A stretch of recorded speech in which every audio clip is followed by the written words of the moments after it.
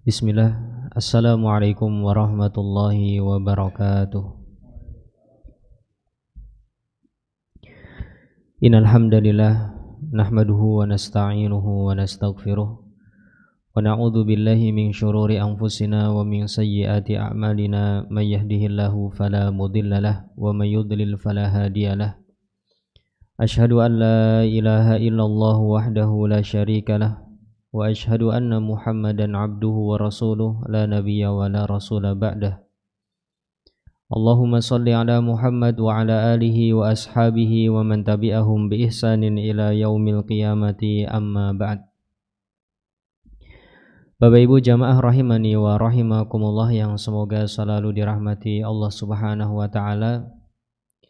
Di kesempatan sore hari ini menjelang malam ini kita bersyukur dan memuji Allah Subhanahu wa taala atas segala limpahan nikmat dan karunia yang terlimpahkan kepada kita semua. Salawat serta salam semoga selalu tercurah dan terlimpahkan kepada uswah hasanah kita Nabi besar Nabi Agung Muhammad sallallahu alaihi wasallam beserta keluarga, sahabat dan orang-orang yang mengikuti beliau dengan baik hingga akhir zaman nanti. Karena kita sedang membahas tentang bab niat di kitab Riyadhus Shalihin, maka niat terbesar dalam sebuah ibadah seorang hamba adalah meniatkan untuk mendapatkan keridhaan Allah Subhanahu wa taala dan pahala yang besar di sisinya. Maka di kesempatan malam hari ini kita perlu untuk menghadirkan niat itu Bapak Ibu. Apabila ada di antara kita yang belum menghadirkan niat tersebut, saya duduk di sini berharap mendapatkan keridhaan Allah Subhanahu wa taala dan mendapatkan pahala yang besar di sisinya, maka mari kita bersama-sama untuk menghadirkan niat tersebut, berharap majelis kita ini akan menjadi sumber kebahagiaan kita ketika kita telah bertemu dengan Allah Subhanahu wa taala. Bapak Ibu yang dimuliakan Allah Subhanahu wa taala, di kesempatan malam hari ini kita akan membaca hadis nomor 11 dalam kitab Riyadhus Shalihin. Sebuah hadis yang berbicara tentang sebuah sistem pahala. Bagaimana Allah Subhanahu wa taala memberikan pahala tersebut kepada kita semua. Sebuah hadis yang kata Imam An-Nawawi rahimahullahu ta'ala, semoga Allah merahmati beliau, ayah beliau, bapak ibu beliau, guru-guru beliau, dan seluruh kaum muslimin semuanya hingga kita yang ada di masjid ini di malam hari ini. Semoga Allah limpahkan rahmat, keberkahan dan keselamatan untuk kita semua. Imam An-Nawawi rahimahullahu ta'ala mengatakan wa'an Abil Abbasi, dari Abul Abbas Abdullah ibni Abbasin ibni Abdul Muttalib radhiyallahu anhuma. Abdullah bin Abbas bin Abdul Muttalib, semoga Allah merahmati keduanya. Artinya Abdullah dan Abbas termasuk orang Islam. Ya. An Rasulillah sallallahu alaihi wasallam, dari Rasulullah sallallahu alaihi wasallam, fi ma yarwi an rabbih tabaraka wa ta'ala, tentang sebuah hadis yang diriwayatkan oleh Nabi SAW dari Rabb-Nya yang penuh berkah dan maha tinggi. Artinya ini adalah hadis qudsi Bapak Ibu. Allah Ta'ala berfirman dalam hadis qudsi tersebut, Innallaha katabal hasanati was sayyiati thumma bayyana dzalika. Sesungguhnya Allah Subhanahu wa taala dalam kehidupan dunia manusia ini menciptakan ada sistem yang disebut dengan kebaikan, ada sesuatu yang disebut dengan kebaikan, dan ada sesuatu yang disebut dengan keburukan. Kemudian Allah Subhanahu wa taala menerangkan mana saja yang baik, mana saja yang buruk. Faman hamma bihasanatin, barang siapa yang bertekad kuat, tetap mantap ingin melakukan sebuah amal kebaikan, falam ya'malha, kemudian dia tidak jadi mengamalkan kebaikan tersebut karena sebuah udzur yang menghalanginya, sebagaimana penjelasan yang kemarin tentang orang-orang yang tidak ikut perang Tabuk, ya. Tidak ikut perang Tabuk, tapi setiap langkah dari sahabat yang ikut perang Tabuk, orang-orang di Madinah yang ada udzur dan bertekad kuat untuk ikut bersama Nabi dapat pahalanya. Nah, barang siapa bertekad dengan sebuah kebaikan lalu dia tidak bisa mengamalkannya karena sebuah udzur, katabahallahu tabaraka wa ta'ala indahu hasanatan kamilah, maka Allah Subhanahu wa ta'ala akan menuliskan di sisinya satu kebaikan yang sempurna. Wa in hamma biha fa'amilaha. Kemudian apabila ada seseorang bertekad kuat, tetap mantap ingin melakukan sebuah amal kebaikan, lalu dia berhasil mengamalkannya. Bertekad kuat untuk ikut perang Tabuk misalkan, berhasil ikut akhirnya. Maka katabahallahu asyra hasanatin. Allah Subhanahu wa ta'ala dalam sistem pahalanya akan menuliskan pahala 10 kali lipatnya ila sab'i mi'ati dhifin, sampai 700 kali lipat, ila ad'afin katsirah, sampai pelipat gandaan yang tidak ada batasnya. Begitupun sebaliknya, wa in hamma bisayyi'atin, apabila seorang hamba bertekad kuat untuk melakukan sebuah amal keburukan, falam ya'malha, kemudian dia tidak jadi mengamalkannya. Dalam sebuah riwayat diberi tambahan min jarai, karena takut kepadaku, tidak jadi mengamalkan amal buruk tersebut karena takut kepada Allah Subhanahu wa ta'ala, bukan karena tokonya sudah ditutup, bukan karena ada polisi di sana, bukan karena alasan-alasan lainnya, ya, tapi karena Allah Subhanahu wa ta'ala takut kepadanya. Katabahallahu indahu hasanatan kamilah, Allah akan tuliskan baginya satu kebaikan yang sempurna. Wa in hamma biha fa'amilaha, kalau dia bertekad untuk melakukan amal keburukan dan berhasil melakukannya, katabahallahu sayyi'atan wahidatan, maka Allah Subhanahu wa ta'ala akan menuliskan untuknya satu keburukan saja tanpa perlipat gandaan. Muttafaqun alaihi, hadis ini diriwayatkan oleh Imam Al-Bukhari dan Imam Muslim. Bapak Ibu yang dimuliakan Allah Subhanahu wa ta'ala, hadis ini merupakan hadis nomor 2 dari belakang di bab niat ini. Jadi kita sudah hampir selesai dari bab niat, ya. Dan di hadis ini yang paling berkesan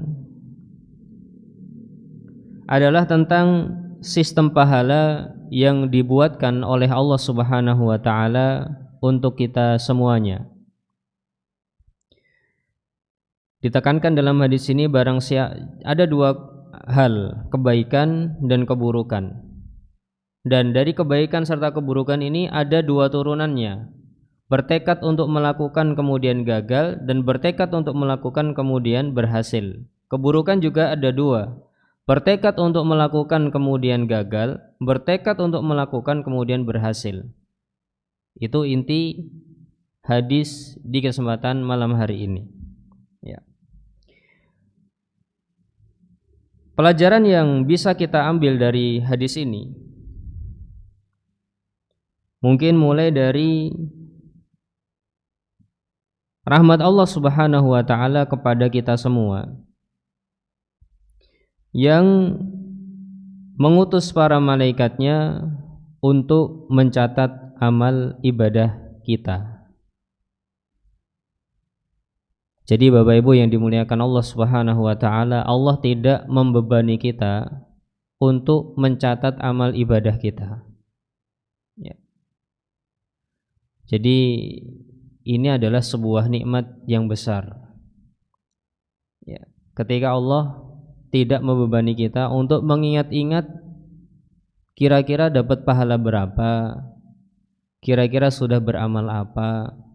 Tidak dibebankan pencatatannya pada diri kita, tapi Allah utus malaikat untuk mencatatkannya. Ini adalah salah satu bentuk rahmat Allah Subhanahu wa taala. Sehingga kalau kita melakukan sebuah amal ibadah, kemudian setelah melakukan kok kita lupa, maka Bapak Ibu tidak perlu khawatir, karena itu tetap terjaga di sisi Allah Subhanahu wa taala, sudah tercatat oleh para malaikat. Kemudian Bapak Ibu yang dimuliakan Allah Subhanahu wa taala, para malaikat ini mencatat semua hal yang kita lakukan, baik berupa perkataan maupun berupa perbuatan, akan dicatat oleh para malaikat. Yang tidak dicatat hanya bisikan-bisikan hati yang belum terungkapkan di dalam lisan dan belum terungkapkan dalam anggota gerak badan. Maka ini belum tercatat. Tapi Allah Subhanahu wa taala juga mengetahui apa isi hatinya. Tapi kalau untuk dicatat malaikat belum.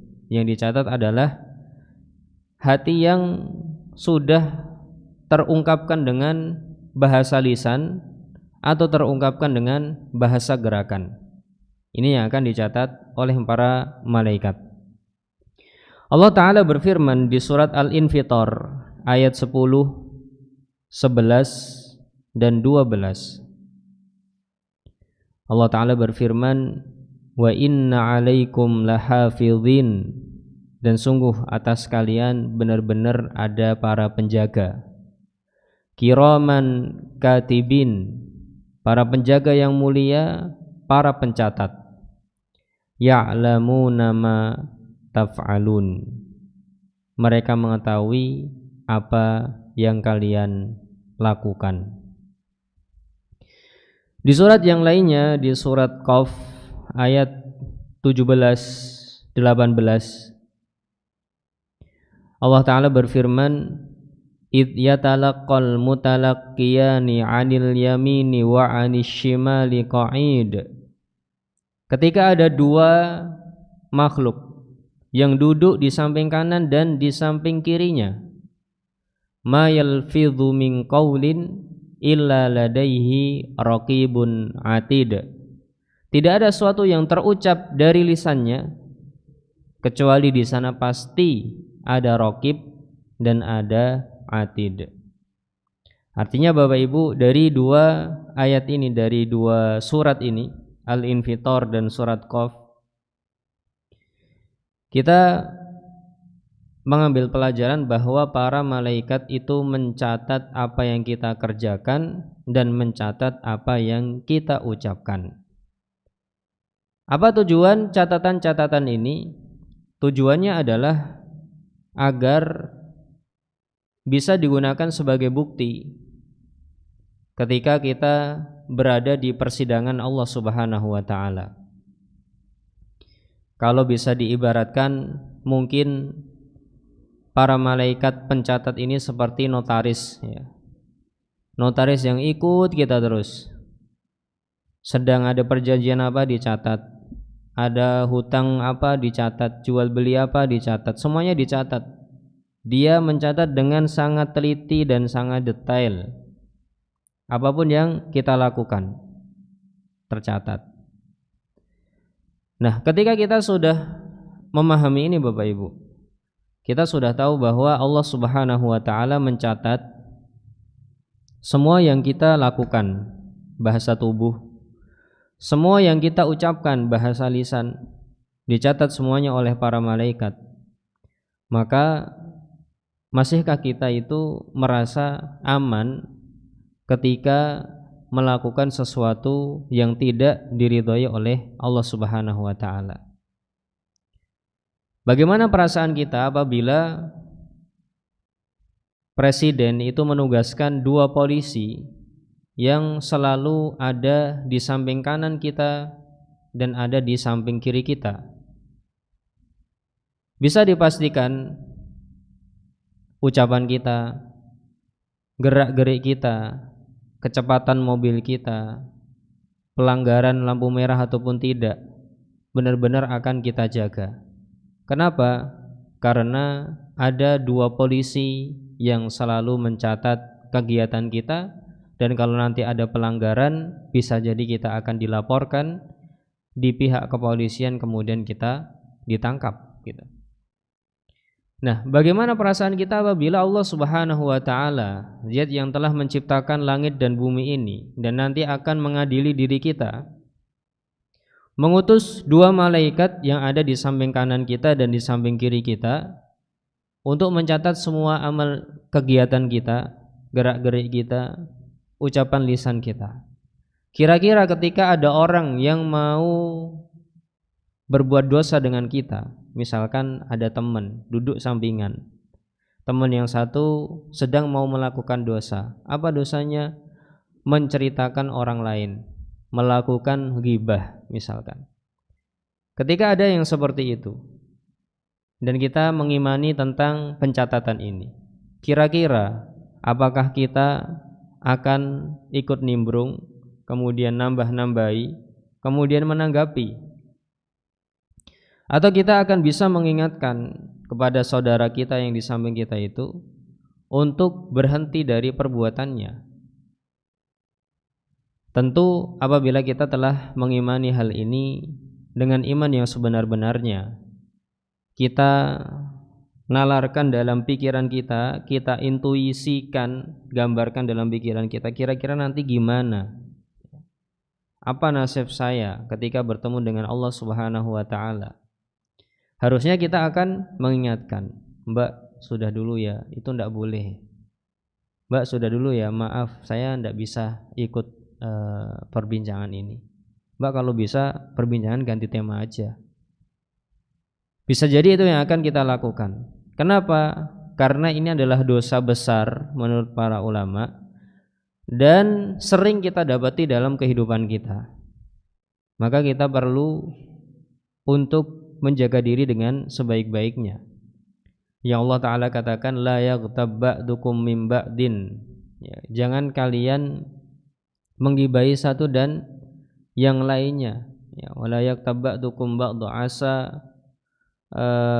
wala yaghtab ba'dukum ba'dha ayuhibbu ahadukum ayyakula lahma akhihi maitan. Apakah kalian suka makan daging saudara kalian sendiri? Tentu kita tidak suka. Dan pengibaratan Allah Subhanahu wa taala ghibah itu dengan makan daging saudara kita yang sudah mati, dimasak sop misalkan, atau dimasak kare, atau dimasak sate, atau dimasak gulai, kemudian kita makan. Allah katakan fakarihtumu, pasti kalian tidak suka. Itu menunjukkan, kata para ulama, ini dosa besar. Ini adalah dosa besar. Maka jamaah rahimani wa rahimakumullah, apabila kita mengimani hal ini dengan iman yang sebenar-benarnya, hendaknya kita berusaha untuk melakukan yang baik dan menghindari yang buruk. Kemudian di antara yang bisa kita ambil pelajaran dari hadis ini adalah orang yang sudah berniat lalu tidak jadi mengerjakan, maka dia telah mendapatkan pahalanya. Jadi seseorang yang berniat untuk mengerjakan amal kebaikan kemudian kok tidak jadi, ya sudah. Kalau dalam sebuah hadis misalkan saya ambilkan tentang sholat malam, ini sebuah karunia besar dari Allah Subhanahu wa taala, sistem yang harusnya kita bersyukur kepada Allah Subhanahu wa taala membuatkan sistem ini. Dikatakan dalam sebuah hadis, kalau tidak salah riwayat Imam Abu Dawud dengan sanad yang sahih, man ata firashihi, barang siapa mendatangi tempat tidurnya. Nanti malam Bapak Ibu kita pasti akan mendatangi tempat tidur kita. Wa huwa yanwi an yaquma yusalli minal laili. Dia bertekad, meniatkan, misalkan mengatakan, ya Allah, semoga saya bisa tidur dengan nyenyak, kemudian nanti jam 4 saya bisa bangun untuk melakukan sholat malam. Misalkan dia mengatakan seperti itu, dia berniat untuk bangun kemudian sholat malam. Faghalabathu 'ainahu hatta asbaha. Kemudian dua matanya tersebut terkalahkan dengan kantuk sampai waktu subuh tiba. Allahu akbar, baru bangun misalkan.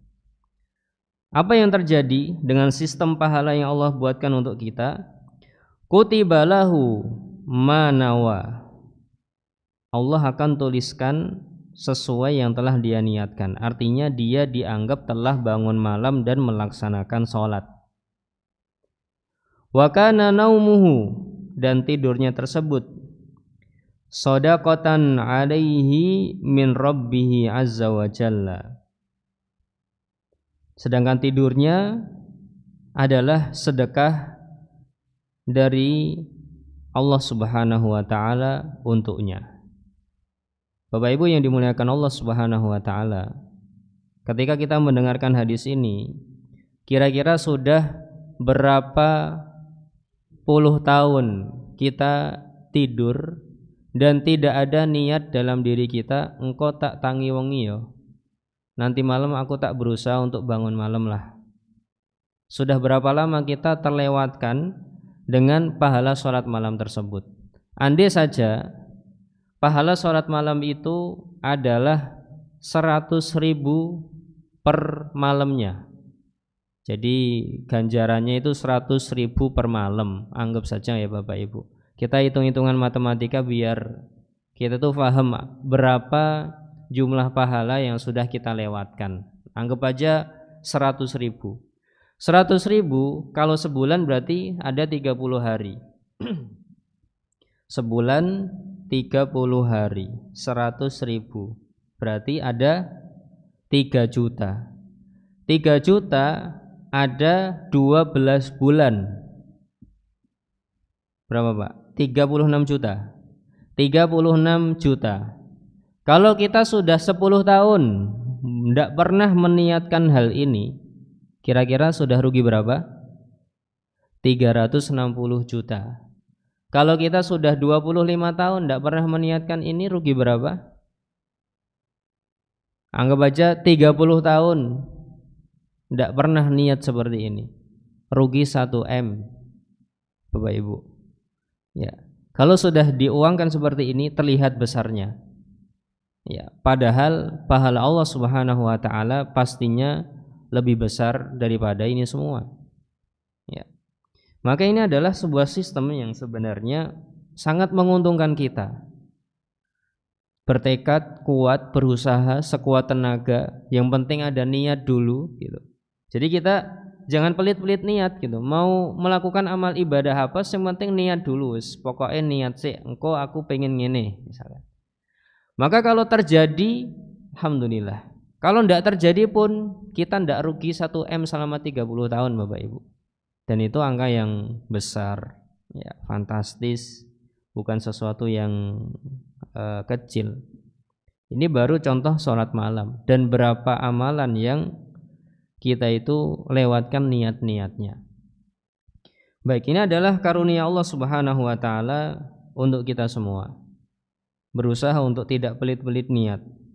Ya, karena Allah buatkan sistem untuk kita, niat saja.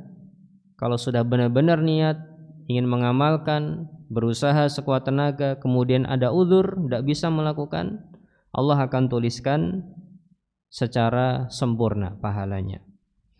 Baik, kemudian yang berikutnya di antara yang bisa kita ambil pelajaran adalah jika seseorang bertekad untuk melakukan kebaikan lalu berhasil melakukannya, kita niat sholat malam misalkan nanti malam, kemudian besok benar-benar kita itu berhasil bangun dan sholat meskipun hanya 2 rakaat, maka Allah Subhanahu wa taala tidak memberikan pahala 1 kali lipat, tapi minimalnya adalah 10 kali lipat.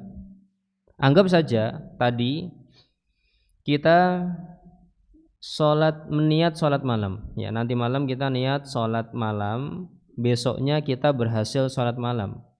Tadi kalau berniat saja tidak bisa melakukan, itu pahalanya adalah 100.000.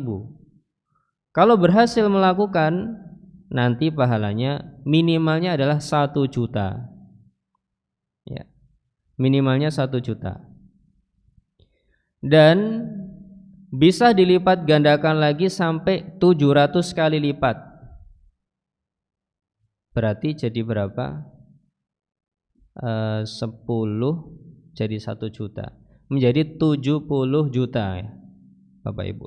700 kalikan 100.000, 70 juta ya. Kalau berhasil kita dapat 70 juta. Kalau sebulan sudah berapa? 70 juta kalikan sebulan 210 juta. Itu sebulan kalau berhasil melakukan. Ya. Tadi sebulan tidak berhasil melakukan, dapatnya berapa tadi, Pak? 3 juta kalau tidak salah ya. Dapat 3 juta. Kalau berhasil melakukan, dapatnya 210 juta. Ya. Ini perbedaan-perbedaan. Kalau 700 kali lipat. Dan Nabi SAW tadi itu mengatakan ila ad'afin katsiratin, dan bisa dilipat gandakan dengan pelipat gandaan yang banyak sekali, tidak ada batasnya. Anggap aja 1000 kali lipat. Berarti kalau satu malamnya 100.000 kalikan 1000, artinya 100 juta untuk satu malamnya. Kalau bisa melipat gandakan sampai 1000 kali lipat. Ya, berarti 100 juta per malam. Sebulan sudah 3M. Ya, ini perlipat gandaan Allah Subhanahu wa taala. Sangat pemurah sekali dengan pahala. Ya. Kenapa kok Ustadz itu pakainya angka uang, Ustadz? Ya biar Bapak Ibu dan saya juga bisa paham berapa sih ruginya kita kalau tidak bisa melakukan. Karena kalau cuma dikatakan 10 kali lipat, 700 kali lipat, 1000 kali lipat, Bapak Ibu tidak ada bayangan di sini apa bedanya 100 kali lipat, 700 kali lipat, 10 kali lipat. Tidak berhasil melakukan, tidak dapat gambarannya. Tapi kalau sudah diberi contoh, oh sebulan itu kalau tidak bisa melakukan tapi ada niat, itu masih untung, bisa dapat 3 juta. Tapi kalau bisa niat dan berhasil melakukan dengan perlipat gandaan 10 kali lipat, maka setidaknya ada 30 juta per bulan. Oh kalau sampai 700 kali lipat, ada 210 juta. Kalau sampai 1000 kali lipat, ada 300 juta ya kalau tidak salah ya. Atau 3M tadi ya. Nanti Bapak Ibu hitung lagi ya. Karena sudah kayaknya ini sudah semrawut ya Bapak Ibu, tidak jelas angkanya. Tapi pada intinya ini menunjukkan bahwasannya Allah buatkan sistem yang sangat luar biasa. Kemudian setelah kita tahu yang seperti ini Bapak Ibu, pasti Bapak Ibu bertanya, itu cara membedakannya gimana Ustadz? Biar bisa dari 30 juta saya berhasil melakukan amal itu kan minimalnya 30 juta. Biar bisa sampai 300 juta atau sampai 3M atau berapa tadi, gimana cara membedakannya? Bagaimana cara saya bisa melipat gandakan pahala yang sebegitu besar? Maka para ulama memberikan 5 faktor perlipat gandaannya. Di antara yang menyebutkan ini adalah Ibnu Rajab Al-Hambali dan Syekh Muhammad bin Shalih Al-Utsaimin. Saya tidak akan membacakan teks Arabiknya, ada di depan saya, tapi nanti takutnya tidak cukup waktunya. Ya, kita sampaikan intinya saja. Dari 5 itu Bapak Ibu, faktor pertama adalah keikhlasan. Seberapa besar kita melakukan amal ibadah tersebut itu ikhlas karena Allah Subhanahu wa taala, bukan mencari pujian manusia, bukan untuk bercerita, bukan untuk buat status, buat untuk memperbaiki nama baik kita, bukan untuk mengejar dunia misalkan. Ikhlas karena Allah Subhanahu wa taala, dan kalaupun berdoa Doanya pun juga berharap mendapatkan pahala dari Allah Subhanahu wa taala meskipun untuk dunia misalkan. Tapi pada intinya seberapa dia itu mempersembahkan amal ibadah ini untuk Allah. Ya. Misalkan nanti Allah sholat malam, niat-niat sholat malam bisa nemung rong rakaat ngleleng misalkan. Apa yang kita rasakan ketika ada orang yang berkomentar seperti itu? Kalau kita masih tetap istiqomah, ndak ada masalah. Dicela orang pun ya ndak masalah. Ndak ada yang muji pun juga ndak ada masalah.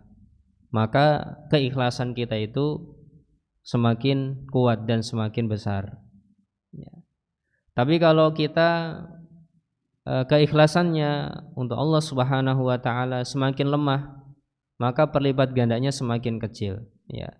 Jadi ada kemungkinan 10 kali lipat sampai 700 kali lipat dipengaruhi oleh faktor keikhlasan. Semakin besar keikhlasannya, semakin tinggi faktor kalinya.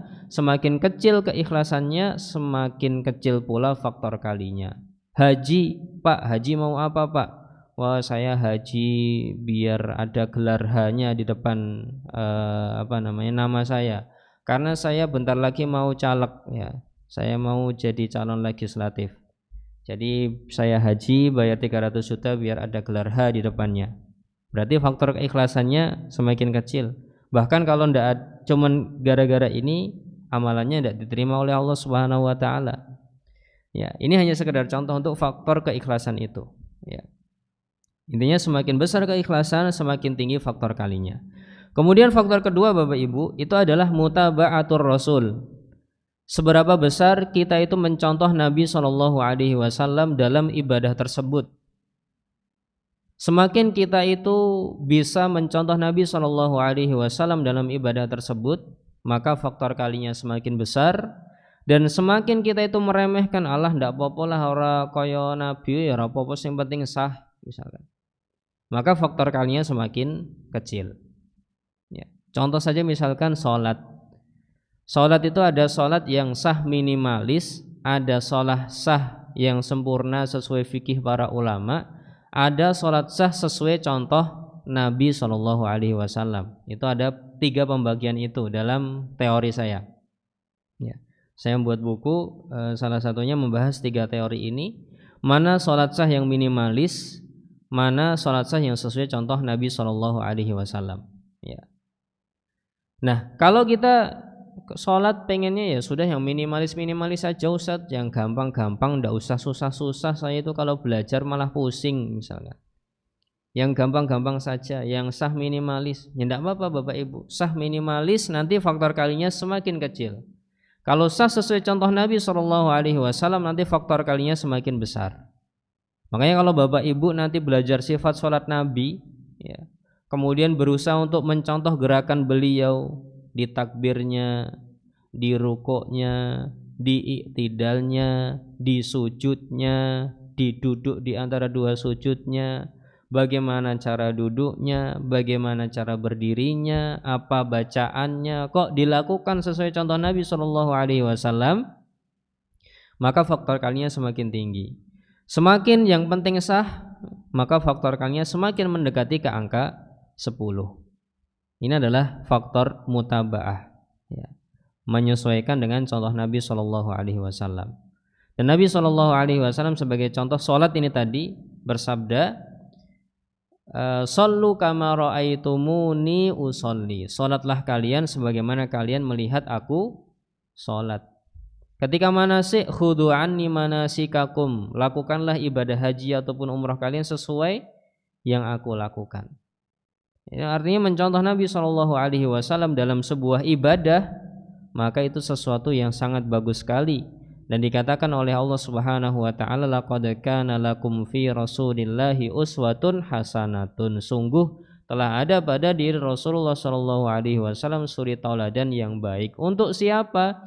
Liman kana yarjullaha wal yaumal akhir. Bagi orang yang ingin bertemu dengan Allah dan mengharap nanti itu ada hari akhir, hari pembalasan, hari kita ditunjukkan pahala kita berapa. Kalau sudah ada 2 keinginan tersebut, tuh ada kebaikan pada mencontoh Nabi SAW. Ini faktor kedua Bapak Ibu, mutaba'ah. Kemudian faktor ketiga disebutkan oleh Ibnu Rajab adalah bihasabi husnil islami, seberapa kualitas keislaman seseorang. Ya. Islamnya ini gimana kualitasnya? Oh, Islamnya bagus. Ya. Ya. Dia melaksanakan udkhulu fis silmi kafatan, misalkan masuklah ke dalam Islam ini dengan secara sempurna, ya. Begitu juga dia mengamalkan hadis min husni islamil mar'i tarkuhu ma la ya'nihi. Di antara tanda baiknya Islam seseorang adalah kalau dia itu hanya ngurusi urusannya sendiri, tidak suka urusan orang lain, tidak suka mencampuri urusan orang lain. Tanda Islamnya bagus, ya. Maka semakin bagus Islam seseorang, semakin besar faktor kalinya. Semakin rendah kualitasnya, maka semakin kecil pula faktor kalinya. Jadi faktor ketiga adalah kualitas Islam seseorang tersebut seperti apa, seberapa besar. Baik, kemudian faktor berikutnya yang keempat itu adalah perasaan. Jadi faktor keempat dan kelima ini ke arah perasaan kita, ya. Perasaan kita bagaimana dengan ibadah yang sedang kita lakukan? Kalau kita merasa butuh sekali, wah saya ini butuh nih, besok saya bakalan mati, butuh banyak pahala, saya sebenarnya butuh untuk banyak beribadah seperti ini. Maka semakin ada perasaan butuh, maka semakin besar faktor kalinya. Ngaji, wah saya harus ngaji nih. Ya, ngaji sekarang itu bukan hanya untuk sekedar yang penting cari motivasi atau yang penting duduk neng kajian taklim, enggak saya. Saya merasa butuh dengan ilmu-ilmu yang disampaikan, ya.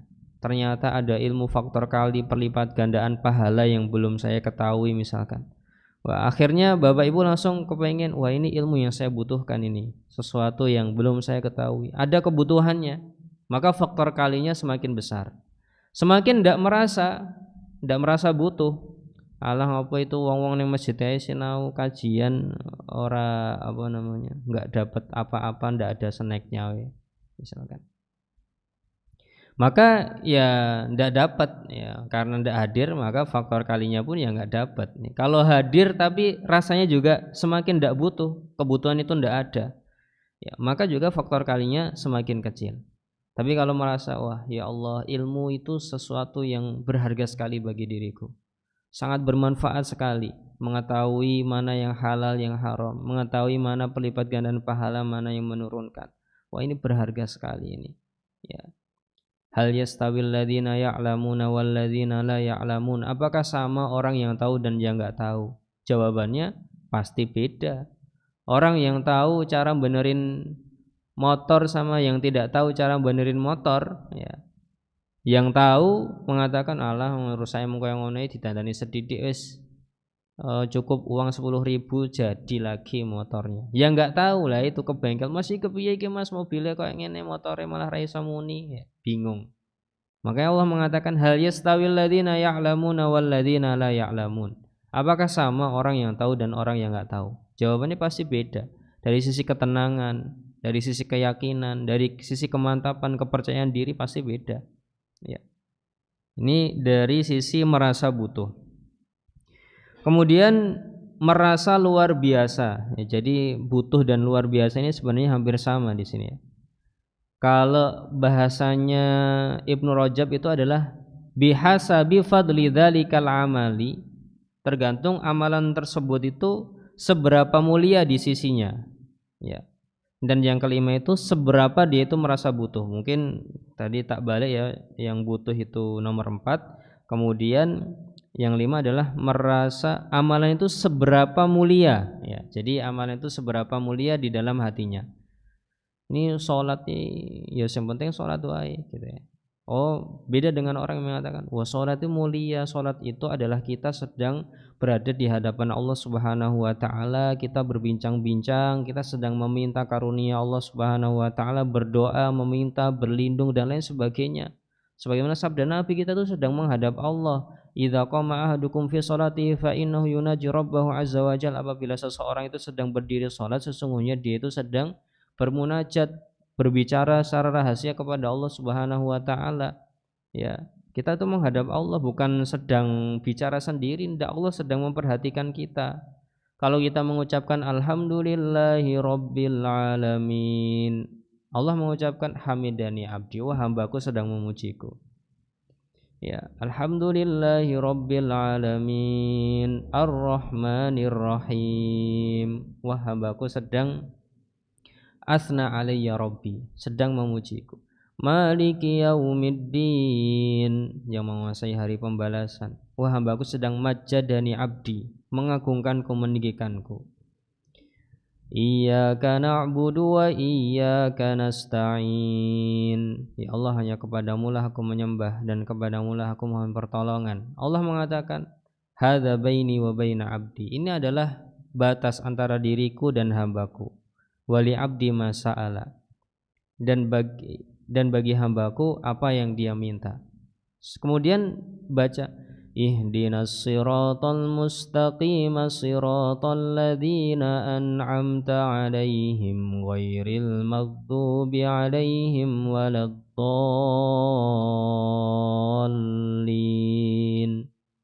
Ya Allah, tunjukilah aku jalan yang lurus, yaitu jalan-jalan yang Kau beri nikmat atas mereka, bukan jalan-jalan orang yang sesat, ya, bukan pula jalan orang-orang yang ghairil maghdub, dimurkai atas mereka.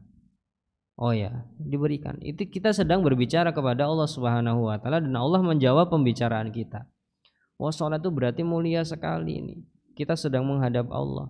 Kita sedang meminta kepada Allah Subhanahu wa taala, Rabbighfirli, ya Allah ampunilah aku. Warhamni, rahmatilah aku ya Allah. Wajburni, tutupilah dosa-dosaku ya Allah. Tutupilah kekurangan-kekuranganku ya Allah. Warfa'ni, angkatlah derajatku ya Allah. Wahdini, beri petunjuk kepadaku ya Allah. Wa'afini, sehatkanlah aku ya Allah. Berikanlah keselamatan di dunia dan di akhirat. Warzuqni, dan berikanlah rizki yang lapang untukku ya Allah. Wah, berarti sholat itu luar biasa Ustaz ya. Iya. Ya, semakin kita merasa sholat itu luar biasa Bapak Ibu, maka semakin besar faktor kalinya. Dan semakin kita merasa Allah ini biasa saja ya, sholat ya yang penting biasa, Allahu Akbar, Bismillahirrahmanirrahim, baca Al-Fatihah surat pendek toh, gampang toh. Ya, semakin menggampangkan maka semakin kecil faktor kalinya. Jadi ini adalah 5 faktor perlipat gandaan amal ibadah. Ya. Agar kita tidak nanggung Bapak Ibu, kita selesaikan sekalian tentang, ya sebenarnya masih banyak yang bisa kita bacakan di sini. Enaknya gimana Pak? Diselesaikan apa ditanggungkan saja? Terus Pak ya. Nah, sampai jam pinten Pak? Ya ini masih 6 menit. Secukupnya nggih Pak? Ringkas-ringkas mawon nih. Baik Bapak Ibu yang dimuliakan Allah Subhanahu wa taala, ya saya ringkaskan saja untuk hadis Ibnu Abbas ini. Yang ketiga yang kita bisa ambil pelajaran adalah apabila kita bertekad untuk melakukan kemaksiatan kepada Allah Subhanahu wa taala, kemudian setelah itu kita mengcancelnya karena setelah dipikir-pikir, ya Allah, saya ini mau melakukan sesuatu. Maksud saya mau melakukan sesuatu yang diperangi oleh Allah Subhanahu wa taala, yang tidak diperbolehkan. Wah, nanti kalau pas melakukan itu tahu-tahu mati gimana? Ya, akhirnya dia mengcancel, ya sudahlah, saya tak cancel aja ini. Enggak usah, jadi tak lakukan lah. Saya takut nanti kalau ketemu Allah malah pas melakukan amalan ini.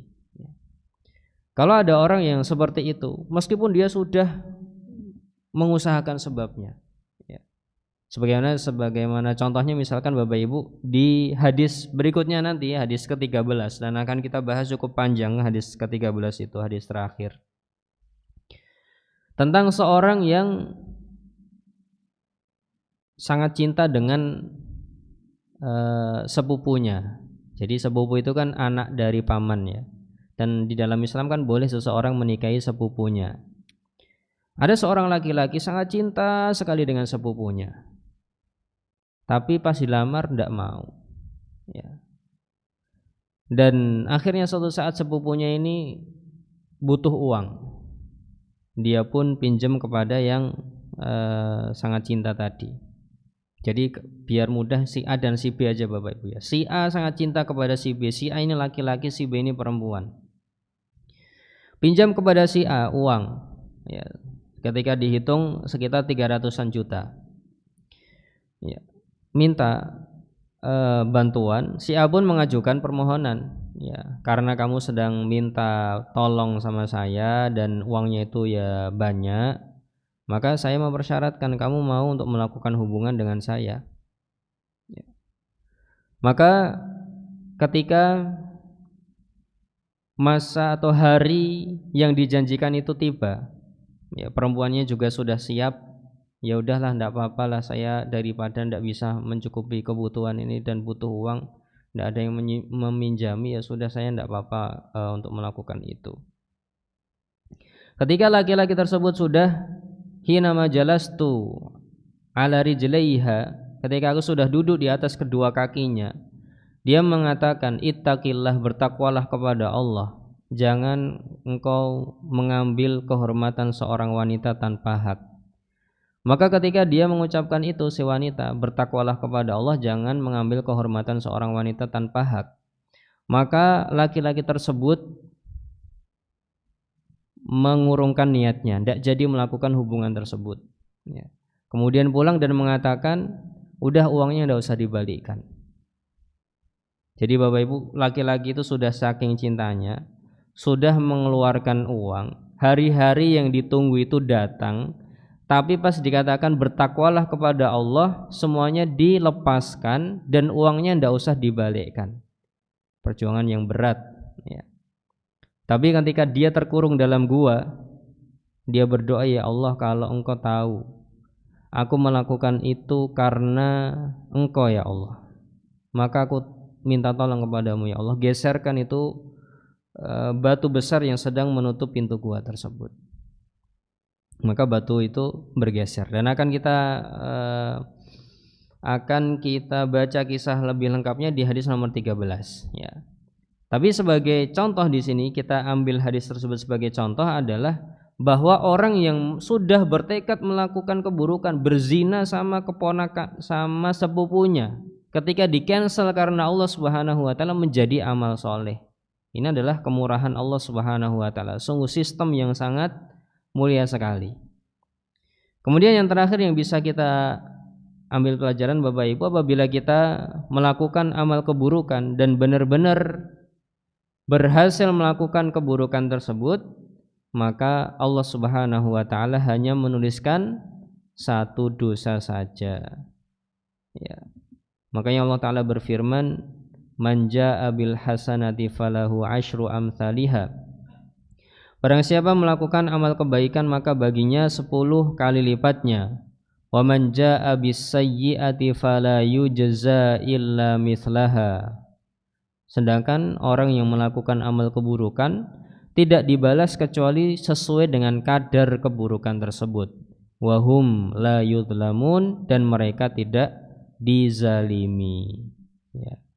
Jadi ini adalah pelajaran berharga dari hadis nomor 11 ya, dari hadis nomor 11. Pelajaran yang sangat berharga sekali untuk kita semuanya Bapak Ibu ya. Kalau bisa digarisbawahi, jangan lupa untuk niat, setidaknya sholat malam kita berhasil tidak berhasil, niat yang jujur. Besok saya mau bangun, saya setel alarm, saya lakukan usaha-usaha tidur lebih gasik misalkan ya, lakukan usaha untuk bisa berhasil. Kalau tidak berhasil, Allah akan berikan pahalanya ya, sempurna ya. Kalau berhasil minimalnya 10 sampai nanti perlipat gandaan sesuai dengan keikhlasan Bapak Ibu, sesuai dengan mutabaah kita semua, mencocoki sunnah nabinya apa enggak, sesuai dengan kualitas keislaman kita, sesuai dengan seberapa ibadah tersebut mulia di diri kita dan seberapa kita itu merasa butuh dengan ibadah tersebut. Semakin 5 hal ini semakin tinggi kualitasnya, pelipat gandanya semakin besar, dan kalau kita hitung dengan uang tadi, perbedaannya sangat luar biasa. Dari 3 juta, kemudian menjadi 30 juta, kemudian menjadi 210 juta, kemudian menjadi 300-an juta, ya, sampai MM-an tadi ya perbedaan-perbedaannya. Maka kita bisa merenungkan hal tersebut dan kita mengetahui seberapa besar karunia Allah Subhanahu wa taala untuk kita semua. Maka pelajaran terakhir adalah hendaknya kita banyak bersyukur Bapak Ibu. Bersyukur dan bersyukur, ya. Mengucapkan alhamdulillah, alhamdulillah, alhamdulillah. Engkau yang pantas dipuji ya Allah. Engkau sangat pengasih, Engkau sangat penyayang. Dan Ar-Rahman Ar-Rahim yang Maha Pengasih Maha Penyayang itu semakin besar maknanya dalam diri kita. Salah satunya ketika kita membaca hadis ini. Demikian Bapak Ibu, terima kasih banyak atas perhatiannya. Pada intinya 2 poin terakhir tadi itu kita bahas dengan cukup sangat singkat ya. Mungkin dari sisi pemaknaan, dari sisi pemasukan ke dalam hati butuh waktu yang lebih sebenarnya, tapi ya ini adalah waktu yang ada pada diri kita, dan semoga dengan segala kekurangan yang ada ini Allah Subhanahu wa taala memberkahi yang sedikit, ya. Wallahu taala alam bisawab. Terima kasih banyak Bapak Ibu atas perhatiannya dan mohon maaf atas segala kekurangannya. Subhanakallahumma wa bihamdika asyhadu an la ilaha illa anta astaghfiruka wa atubu ilaih. Assalamualaikum warahmatullahi wabarakatuh.